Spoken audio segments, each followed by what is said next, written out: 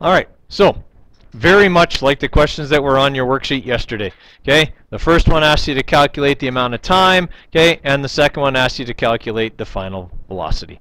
Okay, so nothing terribly difficult, just some manipulation of the formula here. So for number one, the first thing I want you to give them a mark for is their givens. So if they wrote down A was 4.4 meters per second squared, VI was 7.5, and VF was 13.5, they can have a mark. Okay, very generously, since this was an acceleration quiz, I will give them a mark for picking the correct formula. A equals VF minus VI over T. If they have that written down somewhere, they can have a mark. To manipulate for T, we simply multiply both sides by T and divide both sides by A, okay, and we're left with this manipulation here. Give them a mark for the manipulation and for plugging the numbers in.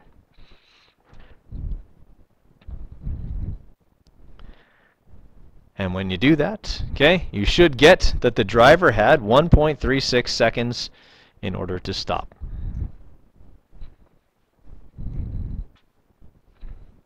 Okay. That one's out of 5. Any questions on that one? What did you round up to? 1.4? Okay, I'll accept 1.4 as a roundup. Okay. Any other questions on number 1? Okay. So for number 2, again, a mark for their givens. Okay, the acceleration is 9.81 meters per second squared because it's gravity. Everything that falls at that rate, on Earth anyway. VI is 0 because it was dropped. And dropped means it starts from rest. VF is unknown, it's what we're looking for, and the time is 6.5 seconds. Okay, again, they get a mark for the acceleration formula, and then we have to manipulate. The manipulation this time, multiply both sides by T, and then add VI to both sides. Okay, so we end up with this, give them a mark for that, and a mark for plugging in the numbers correctly. Okay, and when you multiply those numbers together and add 0, you should get 63.8 meters per second.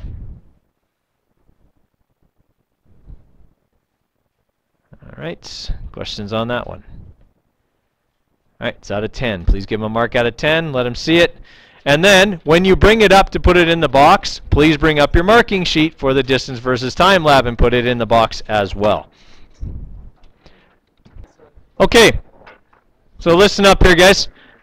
Now, last couple of days we were talking about acceleration. Before that we were talking about the 2 types of graphs that we deal with in this course, position versus time and velocity versus time. So today we're going to do a little bit of graphing to do with velocity versus time graphs. That's the purpose of the Need for Speed lab. Now, since we don't have really any accurate way of measuring the speed of an object here in the lab, I'm giving you the data instead for these various cars, which I haven't had time to update in a few years. That's why some of them are no longer offered, and why that some of your favorite newer cars are not on there. I just haven't had time to add them and find all their data. I would love to have Godzilla on there, but I don't. Okay? All right. So what we're doing here, guys, okay, the problem we're investigating is the change in velocity of a vehicle measured over time tells us acceleration. Okay? That's this. A equals VF minus VI over T. Agreed? Okay, where does that formula come from?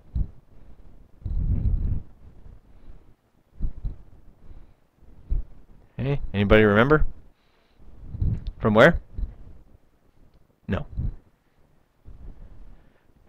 If I have a velocity versus time graph, and I have an accelerating object, what is that graph going to look like? Right. It is going to look like this. Okay? That is showing the object is accelerating somewhat uniformly. Okay? Now, if I find the slope of this line, what am I finding? Besides the slope of this line, that's the smart aleck answer. Acceleration. Okay? How do we know we're finding acceleration? Because if I find 2 points on this line, and I go over to here, Y2 is VF, Y1 is VI, and then the difference between these two things ought to be time, since that's what's on the x-axis. Everybody follow me there? Okay, so what we're looking at here is, okay, if data can be interpreted from a graph, okay, and, well, what are we graphing here? Then, how would you get acceleration? Well, we kind of just outlined that. That should be pretty easy then. Okay. Now, from this data sheet, you are going to select 5 cars, okay, and you're going to create a graph of velocity versus time for each car. So that's going to be 5 different graphs. But here's the good news. You're going to be doing this on Excel, and half of the data you'll be able to copy over each time. Okay? Everybody with me there? So it'll make your life a little bit easier on that one.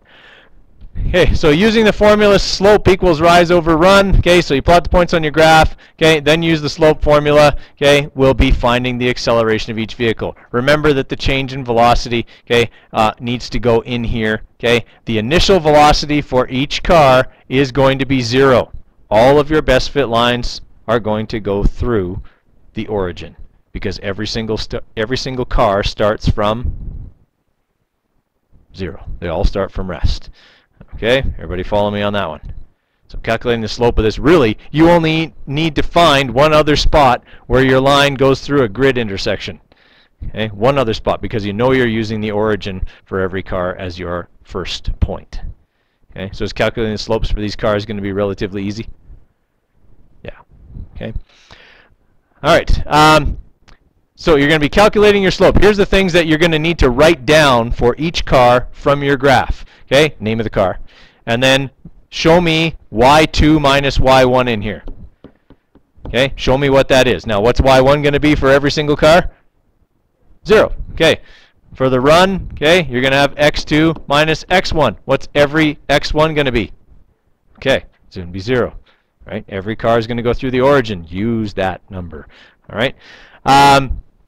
And then here, you'll write in the slope. So you're going to need a chart like this that shows me your calculations of slope, essentially. That's what's going to go in that chart. Everybody follow? Hey, if you're missing this chart, it's like 5 marks. Gone. Okay, so make sure you've got it. Now, there are 2 analysis questions. From your data, the slopes, which of the cars you chose accelerated the fastest? That should be an easy question to answer, I would think. Okay? And then the last one, using your best fit lines, calculate the displacement of each car, okay, in reaching 45 meters per second. Okay? That one I'm not going to tell you how to do because you know how to do it, or you can find out from your notes because we've done it a bunch of times, how you would get displacement from a velocity versus time graph. Okay? That is what you need to do for number 3. Then you have your usual stuff. You have your conclusion after that. You don't have any evaluation here because there are no sources of error. You didn't have to collect the data. I gave it to you. Okay? So we assume there are no sources of error then in the collection of this data. Everybody with me there? All right. Now, in terms of setting this up in Excel, okay, to set this up in Excel to build your graphs, and we're going to go to the computer lab because we have it. Okay? We're going to go to the computer lab and you'll get some time to just start this and get going on it. Okay, here's how it is going to work for you.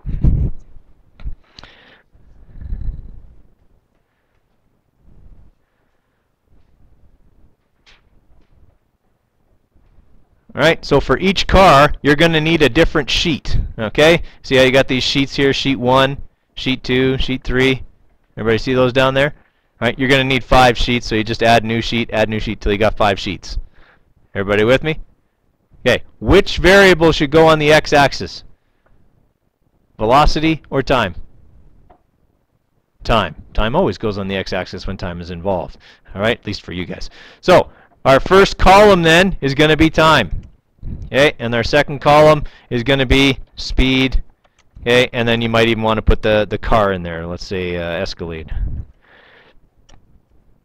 All right, so put in the speeds for the Escalade. Okay, so we go back to our file here. All right, and our speeds are 13, 18, 22, 27. They're the same for all of them, right?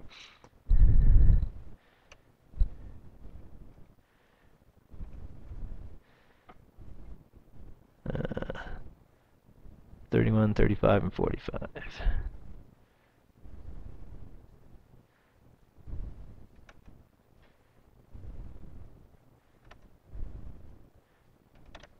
Okay, this column is going to be the same for every car you do.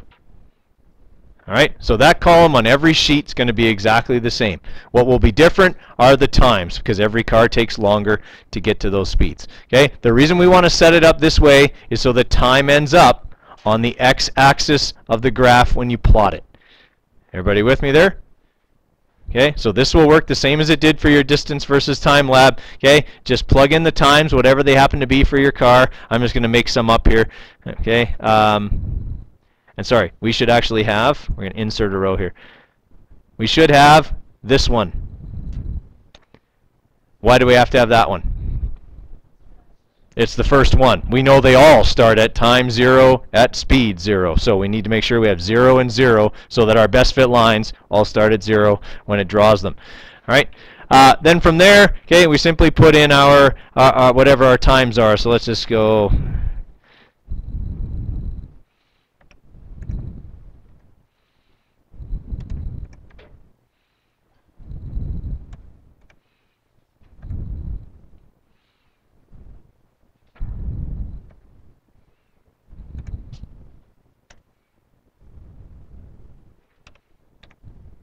All right, so I just made those up, okay, but that's not really what they are, but we just made them up. Okay, so now, okay, we do what we did the last time, okay, which is we insert, okay, our graph here. So we go over to scatter plot, okay, we pick the one with no lines in it, okay, and it comes through like this, right? Doesn't obviously make a perfect line, but that's okay, right? The other thing we want to do is we want to use this template up here, right, where it says chart layouts here. You want to pick the one on the left. That way you can put in all of the titles. All right, so we've got speed escalate as the title. Okay, here you would have speed in meters per second. Down here you would have time in seconds.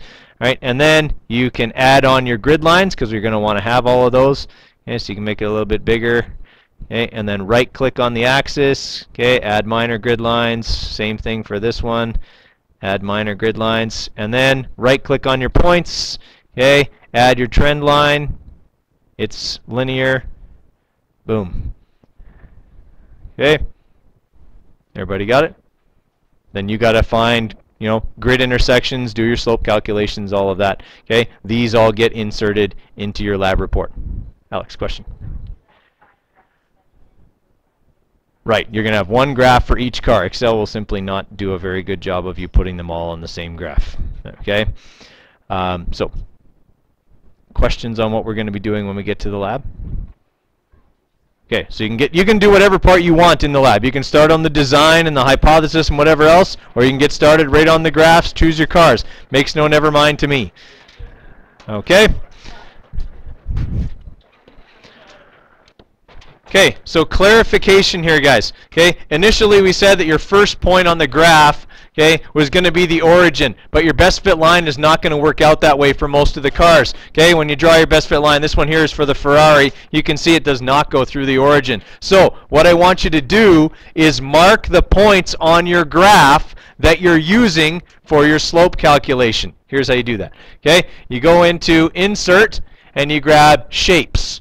Okay, and on Shapes you just pick probably just a circle, okay, and you find a grid intersection, like let's say right here, if that's the one you're going to use, draw a circle around it. That way I know which points you used in your slope calculation. I can confirm that you used those ones or used the correct ones. Okay, does everybody follow me there? Okay, then you do your slope calculation. So I'm just going to undo that one, okay, and I'm going to look at the ones that I've got in there for my Ferrari. So for my Ferrari, it's showing me that my Y2 is going to be 44. Okay, so I go back to my chart here, okay, and when I'm filling it in, okay, Y2 is going to be 44 minus, okay, and when I look at my other point, it's 20. Okay, so I put in here 20, and then for the run, okay, same idea. Go down to the x-axis here, and I've got 7.2 and 2.8. Okay, so 7.2 minus 2.8. Then I calculate my slope. Does that make sense to everyone? Okay, what you're doing with that? So make sure you draw the linear best fit line on Excel, okay, and indicate to me which points you're using for the for your slope calculations. Now, the other thing here, we didn't talk about the design for this experiment. Okay, identify your variables and explain. Tips here. Which variable always goes on the x-axis of your graph? Okay, which manipulated or responding?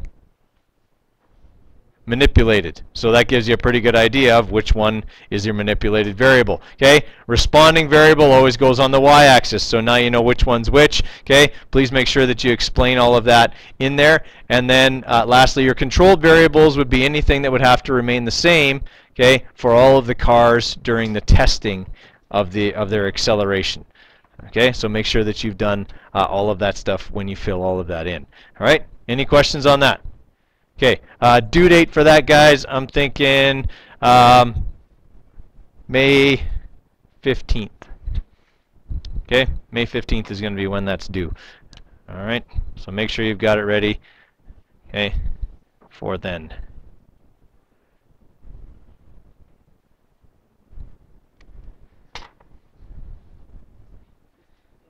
Hold on.